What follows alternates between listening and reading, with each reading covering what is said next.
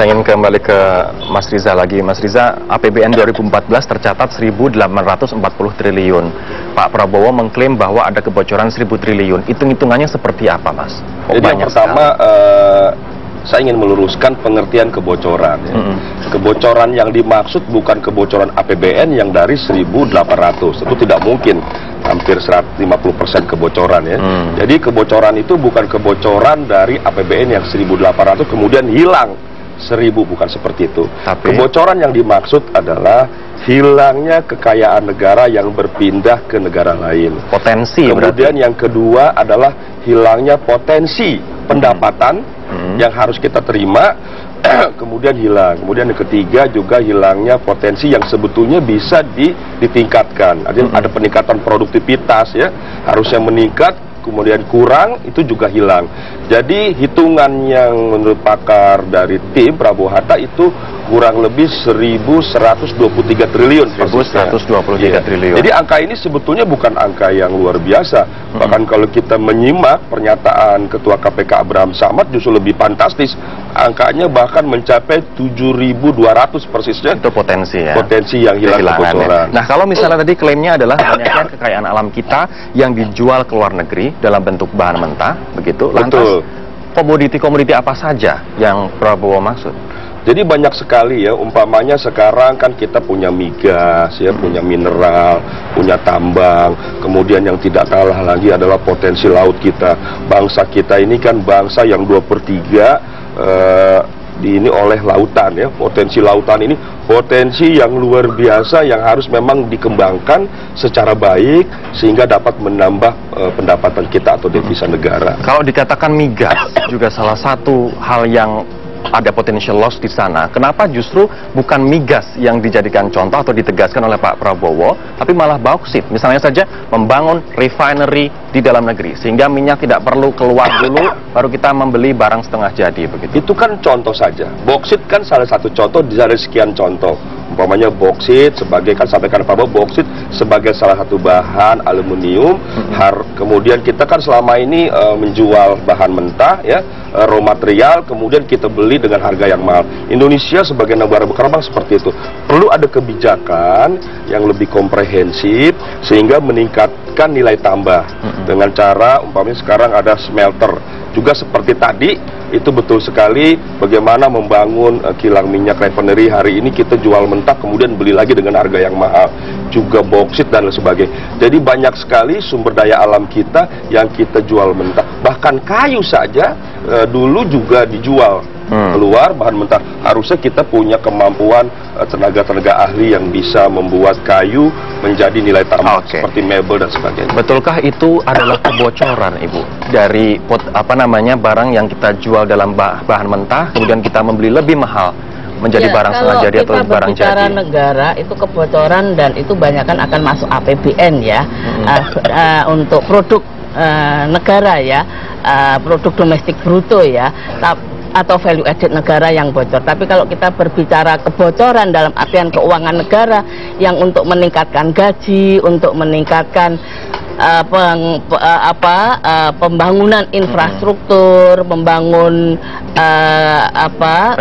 pendidikan, kesehatan, itu adalah dari APBN ya.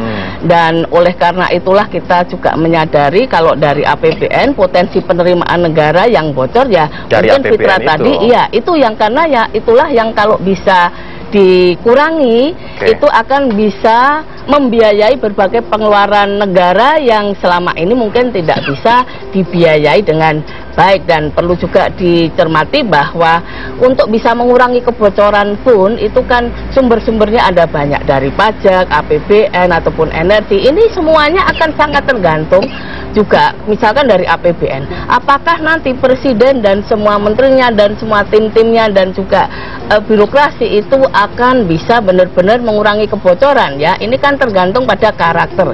Nah, kalau Pak Jokowi bilang kan revolusi mental, perubahan ya. Ini perubahan ini memang menjadi penting karena selama ini jelas nggak bisa pajak. Ini juga tergantung apakah nanti di dalam pemerintahan itu akan ada orang-orang pajak yang baik dan termasuk pengusaha yang nakal-nakal. Ini bagaimana? Jadi, ya? Intinya Bu, kebocoran itu adalah dikarenakan inefisiensi dan perilaku lancung atau dikarenakan bahan-bahan mentah kita yang dijual ke luar negeri yang seharusnya dijualnya dalam bentuk bahan setengah jadi, ya, barang jadi? terutama sebenarnya lebih pada perilaku lancung dan tadi yang perilaku korup tadi ya, karena misalkan nanti kita value added-nya naik sehingga potensi penerimaan negara meningkat, tapi kemudian orang pajaknya nakal plus pengusahanya nakal. Nah ini kan juga tentunya tidak akan banyak maknanya bagi penerimaan negara. Kita bicara bahwa penerimaan dari energi bisa meningkat ya, tapi nanti coba saja apakah masih ada mafia energi di dalam pemerintahan ya, ataupun di dalam hal ini adalah apakah kemudian pejabat-pejabat yang ngurusin energi itu masih terlibat dalam mafia energi ataupun tidak. Nah ini kemudian akan membuat potensi kebocoran ataupun kebocoran yang terjadi kalau tidak ada perubahan besar, orang-orang tadi masih ada ya tidak akan bisa mengurangi. Mas Riza, saya ingin menanyakan kembali Mas, ini bagaimana sebuah komoditas yang kita jual dalam bentuk bahan mentah, bukannya bahan setengah jadi atau bahan jadi, itu disebut sebagai kebocoran APBN. Jadi kan kebocoran itu ya banyak hal, tadi saya sampaikan ya, seperti komoditas ya, seperti boksit sampaikan oleh Pak Prabowo, kemudian tadi saya sampaikan seperti kayu ya, jangan jual gelondongan dong ya kan, kemudian tambang, emas dan sebagainya. Kita bersyukur pada pemerintahan SBY di ujung pemerintahan ini ada kebijakan membangun smelter. Ini kan meningkatkan produktivitas, menambah pekerjaan, transfer knowledge, transfer teknologi. Jadi memang banyak sekali kebocoran-kebocoran terjadi. Kemudian tadi ada potensi laut yang luar biasa. Kemudian tambang, energi sampaikan Ibu juga betul ya. Itu menurut Anda kebocoran ya? Itu kebocoran. Jadi kebocoran kekayaan negara namanya. Jadi kebocoran kekayaan negara. Bukan kebocoran APBN seperti Pak Prabowo katakan. Pak Prabowo tidak pernah menyampaikan kebocoran APBN. Kita semua tahu APBN kita 1.800 sekian ya.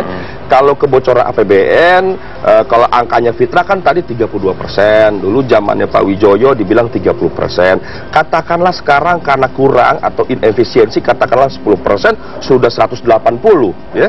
Mencari yang 720 kan tidak susah. Potensi laut, energi, tambang dan sebagainya. Baik. Nanti di segmen terakhir kita akan menanyakan terkait dengan rencana Pak Prabowo untuk meningkatkan 2,5 kali lipat gaji buruh.